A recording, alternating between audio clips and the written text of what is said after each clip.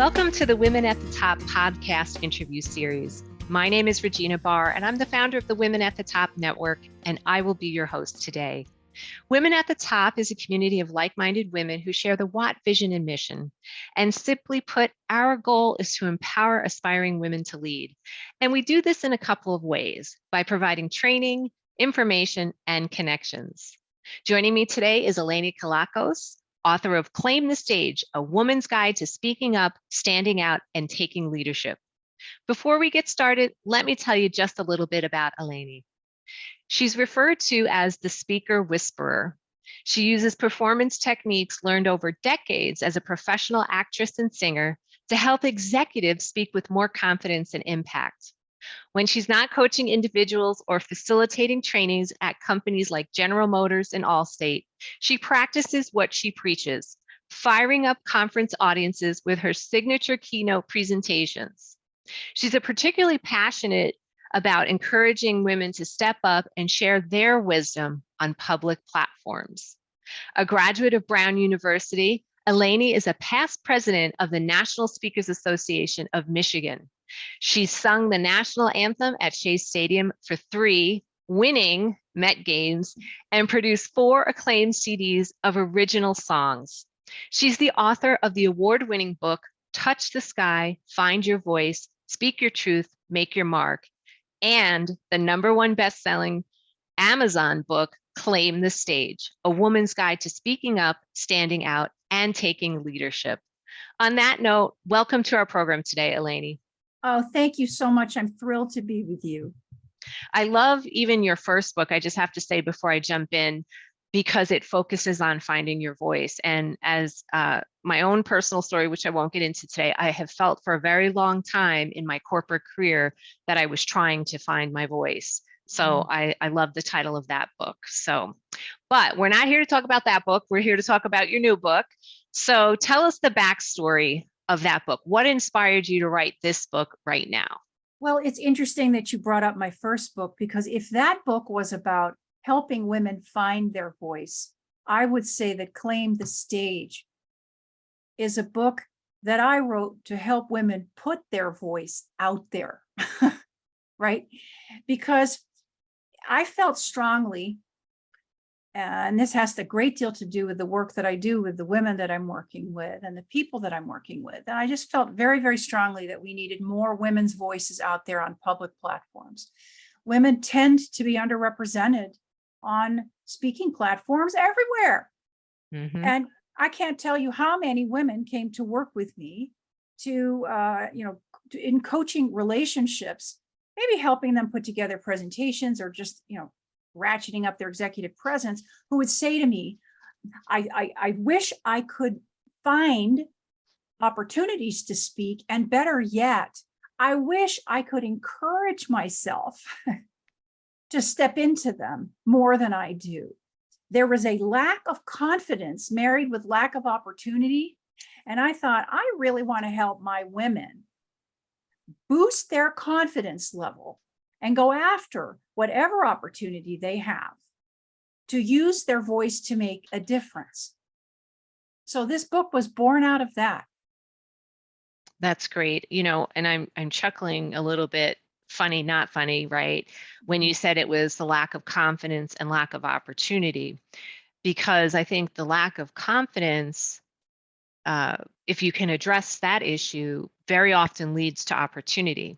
Because if you're helping them feel more confident, perhaps they're more confident to raise their hand or make their interest or need to be heard or speaking or doing whatever it is that they're trying to accomplish be better known. And that leads to opportunities, right? So I love that you mentioned that it's twofold: lack of confidence and lack of opportunity, but they feed into each other, I guess is what I'm saying. Yeah. So I think that was an important part of the message that you are giving with doing your book. So I think that's fabulous.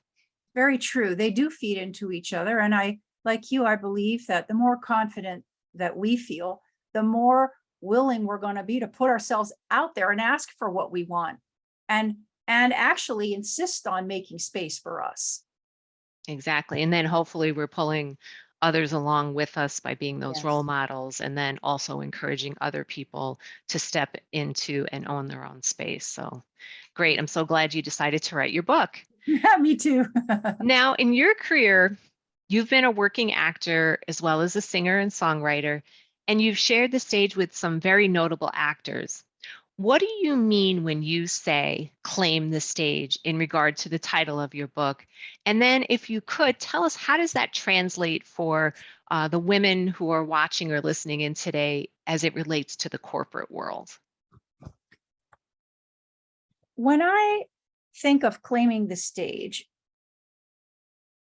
I think of it in relationship to my history as an actor, right? Bringing that level of confidence and purpose to a spotlight moment. But I have a working definition of it.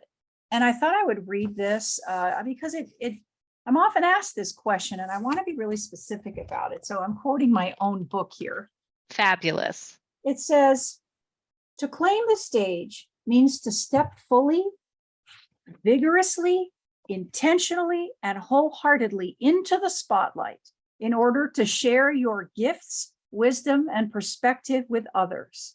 It means laying claim to your implicit right to be in the spotlight and bring your talents to bear in the moment at hand. Now, for actors and musicians and, public figures, in some way or another, we are claiming the stage in the arena, on the playing field, literally the stage, the proscenium stage. But I believe that executives, business leaders, they're doing the same thing. They are stepping into what I call spotlight moments. And that can be finding the courage to speak up and be heard more frequently, let's say, or even at all in a board meeting, or giving a talk of some kind, a keynote, a breakout session at some kind of a prestigious conference, or just even a local speaking engagement, right? Or asking for a raise or a promotion, going after the next level in your career and being able to come through to the best of your abilities in those kinds of high stress spotlight moments. That's what I mean by claim the stage. And it's really bringing everything that you've got, all your delicious yumminess, to bear upon that opportunity. So I want to hone in on something you said in the definition, and I jotted down some of the words, but the one that I circled was the intentionally. So sometimes we don't intentionally put ourselves into a spotlight moment, but we get thrust into a spotlight moment. What are your thoughts on that? Well, it's so interesting that you bring that up. I just finished doing a training in another state, and I always do a questionnaire beforehand to find out about my audience. And one of the things that came up time and time again was oh my gosh, but what about the unscripted moments? What about when someone turns to me and says, Regina, what do you think about this? Or asks a question that you might not understand. And these are the kinds of moments you may have been hoping to just sit there quietly and listen, but suddenly you've been dragged in. And suddenly people are expecting you to speak up. And these are the moments. These can be real, in my opinion, real career shifting moments if you're willing to step into them with everything you've got. And that means, I always say, opening the box that you always carry around with you, that no one else can see but you. It has your name on it. And inside is everything that you know and have learned up till that moment. All your wisdom is in there. And lifting up that lid, reaching inside, grabbing something and going for it. So finding, really, it's that confidence that, you know what, I'm going to manage this no matter what. I know it's unexpected, but I trust that I've got what it takes from an experience and knowledge standpoint to manage it. And I also can say the magic words. I don't know. I'm so glad you asked, though. What a great question. Exactly. And I love that you were talking about trust, that you have to trust yourself, that you have the knowledge and resources that you need to respond. And if you don't, it's always okay to say, wow, what a great question. I don't know. And if appropriate, you could say, but I'll look into that and get back with you. So I love that because I think that's a very practical and tactical tip, if you will, that anyone listening in today or watching the program could use. Probably myself included, right? Because a lot of times women feel like we have to know the answer in the Yes, moment, and the reality is we don't. that's So, exactly right. That is such a great point, Regina. so I want to talk about not necessarily about men and women and how we claim the stage, but we as women tend to be hardwired more as nurturers, and we are not necessarily hardwired or even nurtured into that leadership component. So, from your perspective, why is it so important that women step out of the wings and into the spotlight? Such an excellent question.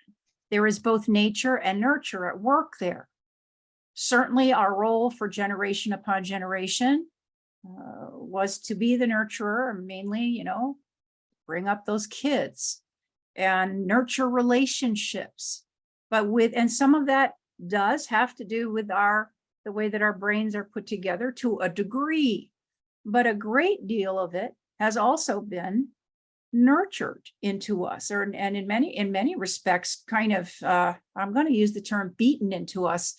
And I actually, I'm going to say that literally sometimes, but also just expected of us. And so there is a great deal of confusion, sometimes shame, around being ambitious, wanting to take a greater leadership initiative out there in the world. There is that notion somehow that men lead, women follow. But the truth of the matter is, every one of us is a leader. That's how I look at it. We all have the ability to step forward if we choose to step forward and bring others along and make our difference, whatever that means. So I think that this is very, very challenging for women, because there is a sense of guilt associated with it, or also just, I don't have the right. I can't tell you how many women I've spoken to who've said, I wish I just woke up in the morning like your average guy, feeling like I had the right to just lead away. And certainly we do run into institutionalized issues around this as well, where we are still beating our heads against a glass ceiling. There certainly are cracks. We have more women leaders everywhere, but we don't have enough women leaders as it stands. And the problem is, if our voices are not heard where the decisions are made, right, in the halls of justice, in the boardrooms, right, if our voices are not within those deep, important conversations where decisions are made, we're not going to be represented properly. And we have a great deal to say, to teach, to model. So that's why I strongly believe that women need to drop their cloaks of invisibility and step firmly into the spotlight, whatever that spotlight is for them. And I think that's important. Whatever is important to you, where you want to claim the stage, That's right. or where you want to be willing to put yourself out there and go the extra distance, because sometimes it is challenging and sometimes it can take a lot of energy. So yes, we want you to step out, absolutely, and do it where you feel most comfortable, but that doesn't mean you won't feel some discomfort, but that's okay. That is okay. And that kind of leads me to my next question for you, because you've worked with lots of different kinds of clients over the years.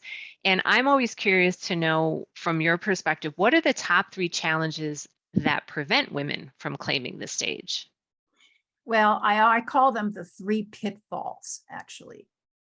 This again has to do with nature, nurture, but we tend to slide into the pitfall of perfection. Got to get it right. It's got to be perfect.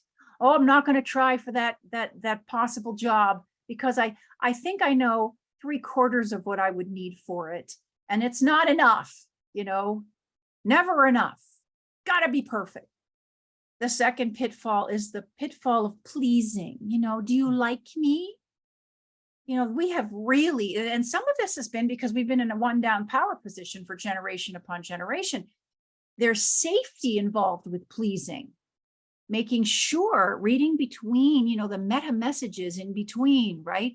Making sure that you're pleasing so that you don't get in trouble, right? There is a reason for this.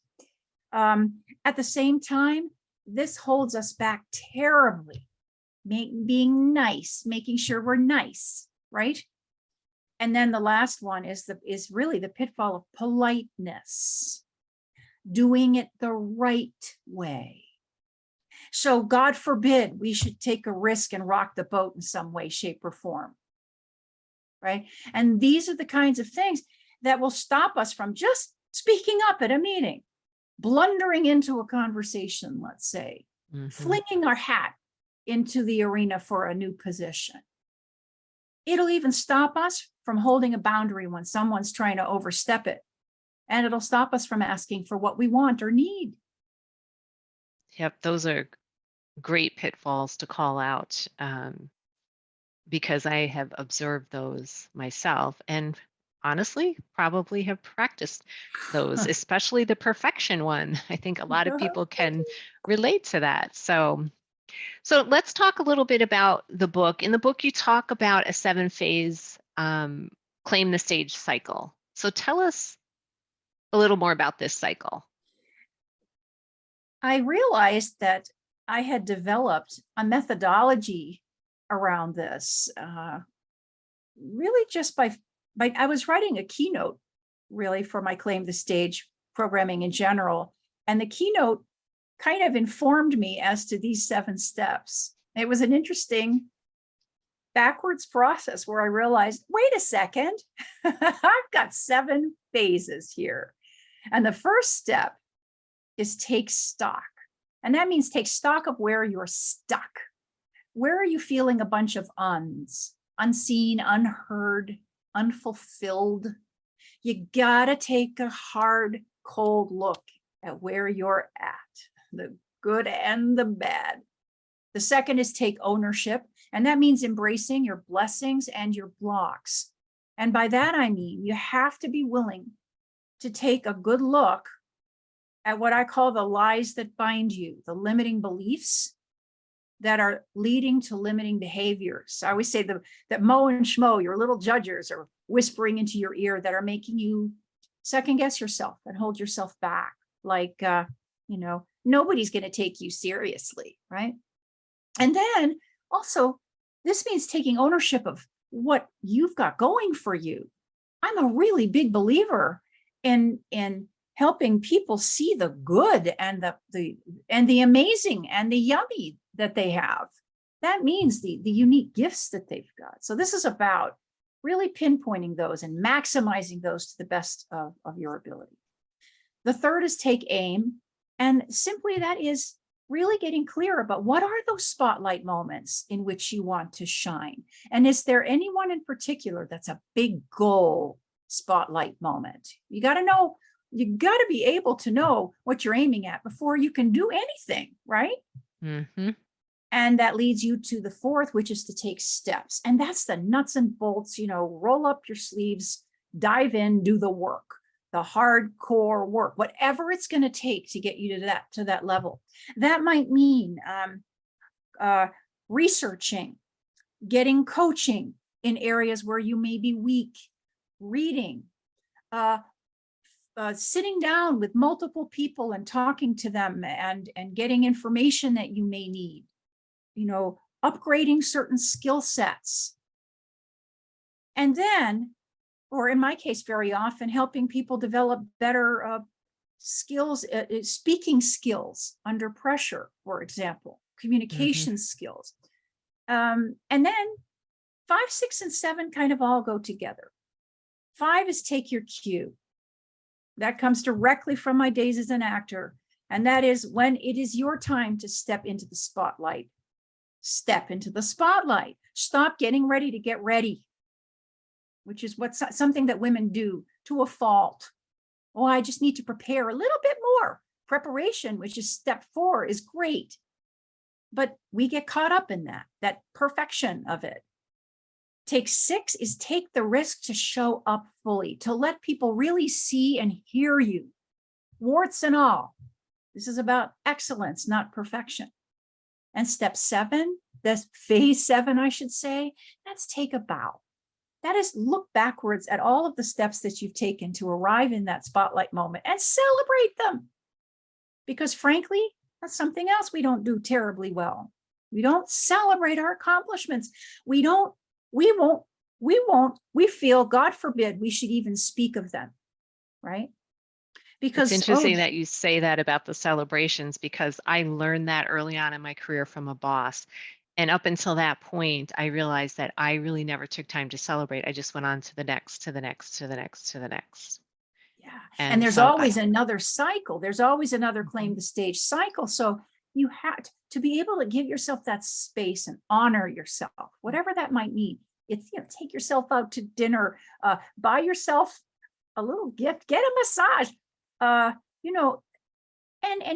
tangentially learn to be proud of what you have accomplished.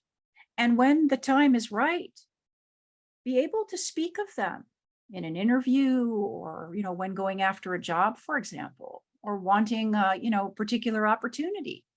Mm-hmm. It's interesting. I get frustrated when I have friends that get awards and they never tell me. I'm like, they're like, well, I didn't, I was a little embarrassed. I didn't want to tell everybody.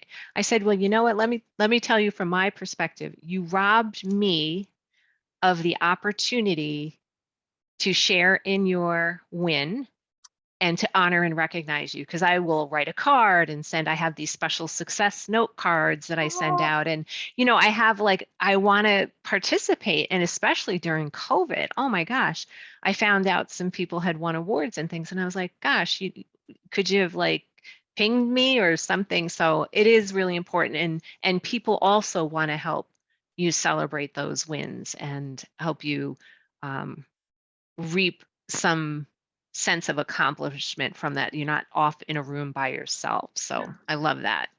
Which again kind of leads back into this whole confidence thing. And your book does talk about how women are either are or perceived as less confident than men. And I think I have found this to be true with many of my clients. It's, I hate to say that. I've worked with lots of people over the years and I see the same thing. So what are some of the ways that women can help themselves exhibit greater confidence and ownership, especially of their words and ideas? Well, I just have to go back to something that you just said, which is to stop waiting for other people to recognize you, right? Stop waiting for someone to somehow, find out through the grapevine that you accomplished something, for example, and be able to help people know what's going on with you, right? To share those accomplishments, be able to put yourself out there in a way that lets people know that you are doing well. Another one is what I said before, which is this: stop getting ready to get ready. This is about really pulling on your big girl panties and stepping into the conversation. Most men will not wait for you to step in because they're more accustomed to talking over each other. This is a part of testosterone will push this really, and there's competition that occurs there. We have to learn to muscle our way in. We just have to learn to speak up. Don't let the moment go by. We're perceived as being pushovers when we do, for one thing. Another one is say it and mean it when you say it. Let it be a declarative sentence where the sentence drops at the end. There's a really big difference between saying, I'm Eleni Kelakos and I run the Eleni Group, and I'm Eleni Kelakos and I run the Eleni Group. That sense of ownership of what you're saying. So watching uplift at the end of sentences where you're speaking and you're sort of giving away the farm, it feels as if you're waiting for somebody to give you permission. So asking those qualifying questions at the end of a statement, like, that was a really great movie, wasn't it? Just ask just make the statement. I thought that was a really great movie, period. What did you think? Zip it, as I would And say. zip it. Just zip it. I tell my Zip it. clients that all the time. I'm like, say what you have to say, then zip it, because we Oh. always want to fill in Oh, because we get nervous, or oh, like you said, we're always looking for that permission or validation. It was a great movie, wasn't it? wasn't So it? yeah, Oh, I and can. you make such a great point. Because the big one on my list is that zip it thing. Get to the point, make the point, and then shut up. Actually, Exactly. stop talking. So it's You know? interesting because I'm an extrovert, so I like to talk. I grew up in New York, so I always joke I talk with my hands. When I am in a high-powered, maybe stressful conversation or situation, if I'm doing it on Zoom, I'll put a sticky note that literally sounds rude, but I'll just say, I don't even say be quiet, I say shut up. I put shut up to remind myself, or I can do this when we're on Zoom, I'll sit on my hands. And that reminds me, because I want to start moving my hands, and when I start moving my hands, my mouth is going to start engaging. So you have to find your little things. Another thing that I also do sometimes is I will pick up my pen and act like I'm writing something. Whatever works. That's, the point is that be done and let the other person weigh in and be part of that conversation. That's right.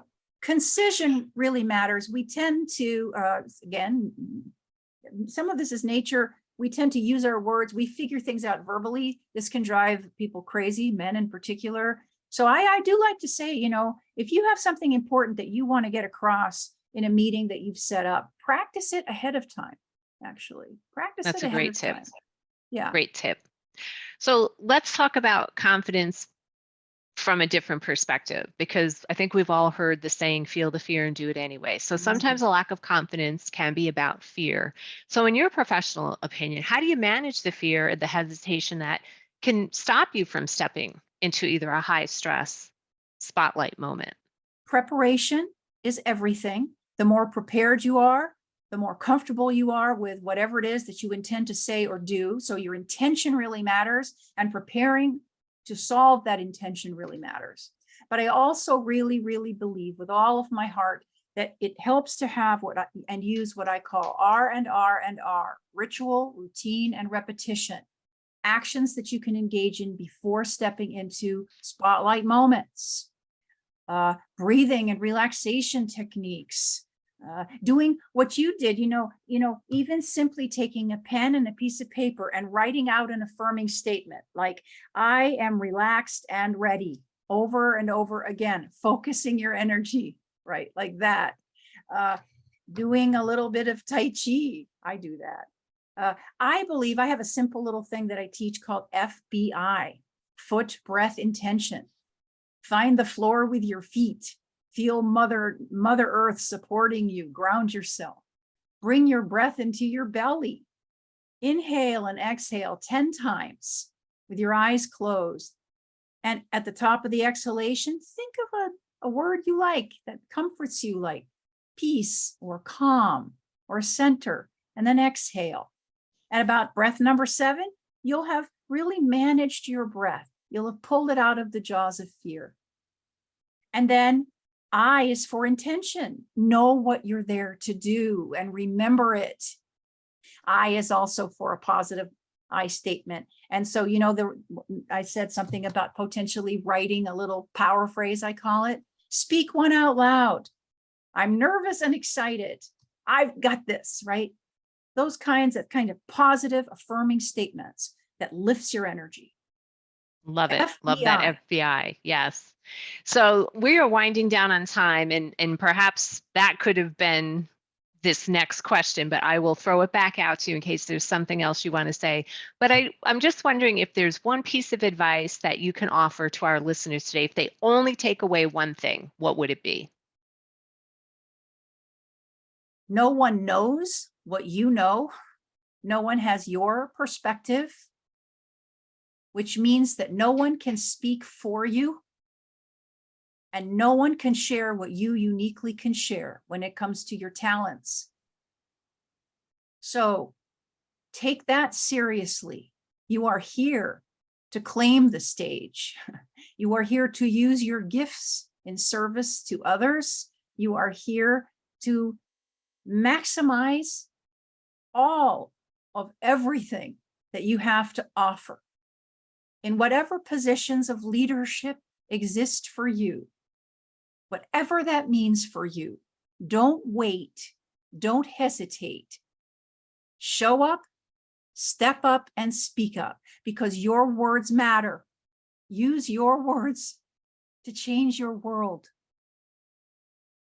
That's wonderful. So with that, I hope you got show up, step up, speak up. And that does conclude our interview with Eleni Kelakos. Just a reminder, you can learn more about Eleni at www.theelenigroup.com. So thank you so much, Eleni, for being with us today. Really appreciate your time. And for those of you who are still listening in or watching, don't forget to visit reginabarr.com, where you can learn more about upcoming podcasts under the events page. So with that, thank you all for being here and have a wonderful day.